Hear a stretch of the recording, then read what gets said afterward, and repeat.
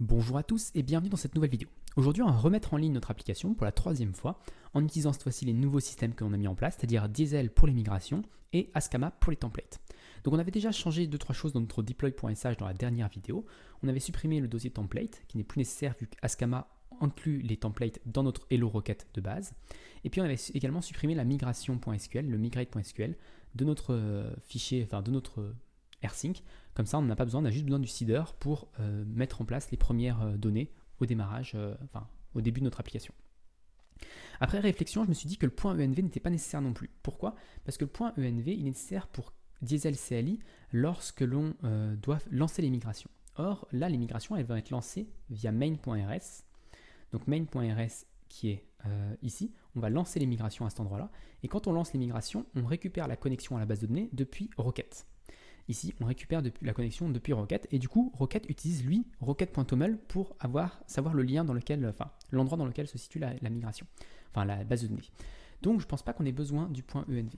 Je ne pense pas non plus qu'on ait besoin du diesel.toml parce que le diesel.toml, si on regarde ce qu'il y a dedans, c'est simplement le src schema.rs. Et donc, c'est vraiment pour configurer Diesel CLI. Et je ne pense pas qu'il ait besoin de générer le schema.rs parce que dans notre cas, le schema.rs, c'est un fichier Rust qui a été compilé, donc il n'y a pas trop de raison de le régénérer, on va dire, sur le serveur. Donc, je pense qu'on peut se dépasser également de ça. Donc, ça simplifie bien notre script de déploiement, c'est plutôt agréable. Donc là, je vais aller ici, je vais pouvoir lancer mon deploy et voir comment ça fonctionne. Alors j'ai lancé mon cargo build release auparavant, avant de lancer la vidéo, parce que c'est quelque chose qui prend assez de temps. Là, ça a pris 3 minutes sur ma machine. Alors c'est pas une grosse machine que j'ai, mais ça prend quand même un petit peu de temps de lancer la compilation avec les optimisations. Donc là, tout a été envoyé correctement. Donc on va pouvoir se connecter à notre serveur, aller dans le dossier Rocket. Et si je regarde un petit peu ce qu'il y a, on a encore le template parce qu'on l'avait envoyé la dernière fois, donc je vais pouvoir le supprimer pour être sûr qu'il n'y ait pas d'interférence, etc. Je vais également supprimer database.sqlite parce que le Diesel va normalement reconstruire la base de données à la création. Je vais également supprimer le migrate parce qu'on n'a plus besoin non plus, ce fichier n'est plus utile. Donc là, on a quelque chose qui est un peu plus simple à cet endroit-là et on va pouvoir redémarrer notre service. Donc pour ça, je vais faire un sc restart de rocket.adibut.fr.service.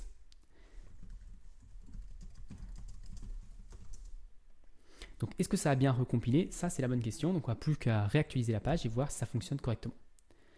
Alors, ça n'a pas l'air de fonctionner correctement. Donc, on va regarder un petit peu dans le journal CTL ce qu'il y a comme problématique. Donc, on n'a pas de souci ici. Rocket has launch avec 8000. Et on n'a pas l'air d'avoir d'erreur. Ça qui m'étonne un petit peu. Donc, si je réactualise ici, je ne vois pas d'erreur non plus. Warning, production. Donc là, c'est un warning. Donc, je ne comprends pas trop pourquoi.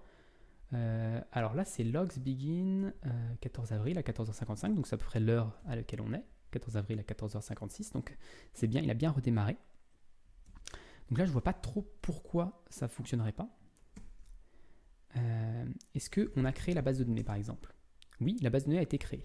Si je fais un SQL3 database.sqlite, je fais un select étoile from links, alors je sais d'où vient l'erreur. C'est assez perturbant, c'est qu'en fait, il n'y a rien. Si on regarde ici, on voit bien qu'il y a marqué document et je me suis déjà fait avoir à un endroit. C'est que si on regarde mon template, je me suis déjà fait avoir une fois. C'est que mon body, si j'ai pas de links, si ça c'est vide, et le for, tout ce for là, est vide et ne génère rien du tout. Et du coup, on se retrouve qu'avec une classe main. Donc si ici je vous fais inspecter, afficher le code source de la page, on voit que j'ai bien mon main. Donc en fait, mon application fonctionne correctement. C'est juste qu'elle n'affiche rien parce qu'il n'y a aucun lien. Et donc ça, c'est un petit peu perturbant effectivement à cet endroit-là. Donc là, je vais regarder juste à qui appartient la base de données. Donc, parce qu'on a peut-être des problèmes de droit. Donc là, elle appartient à HTTP.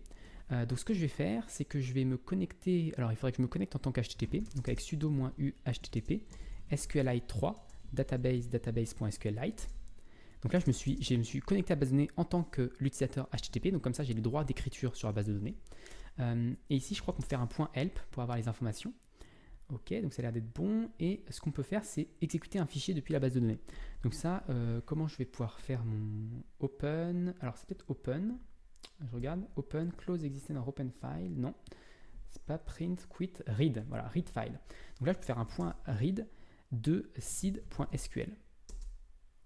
Alors, point read de database/seed.sql. Alors, je ne sais pas quel est le chemin. Voilà, donc ça a l'air d'avoir fonctionné. Si je fais un select étoile from links, là, on a bien mes 3 éléments. Donc si je reviens, je ferme cette base de données. On a un petit problème à ce niveau-là, c'est pas très grave. Et si je réactualise, là ça fonctionne correctement. Donc on a bien Laravel avec nos deux éléments et blog avec notre élément unique. Donc tout fonctionne correctement du premier coup. On s'est fait avoir par le fait qu'il n'y a pas de menu, il n'y a rien. Donc quand il n'y a rien dans la base de données, rien ne s'affiche. Mais sinon, tout a fonctionné du premier coup. Donc c'est parfait à ce niveau-là. Ascama et Diesel fonctionnent bien mieux que ce qu'il y avait auparavant. Et donc progressivement, on améliore les choses. Donc voilà pour cette vidéo, j'espère qu'elle vous a plu. Si elle vous a plu, n'hésitez pas à vous abonner et à la partager. Je ne sais pas si ce ne sera pas la dernière vidéo de la série parce qu'il n'y a plus grand chose d'autre à faire. Peut-être que je rajouterai une vidéo ou deux de bilan après coup. Mais globalement, j'ai mon application qui fonctionne à peu près comme je voudrais. Il ne me reste plus qu'à faire du design et à insérer les liens dont j'ai besoin moi pour mon application. Et donc tout devrait a priori être fini à ce niveau-là. Rien de très intéressant au niveau de Rust. Et on verra sans doute par la suite d'autres projets en Rust ou en PHP sur la chaîne. Bonne journée à tous.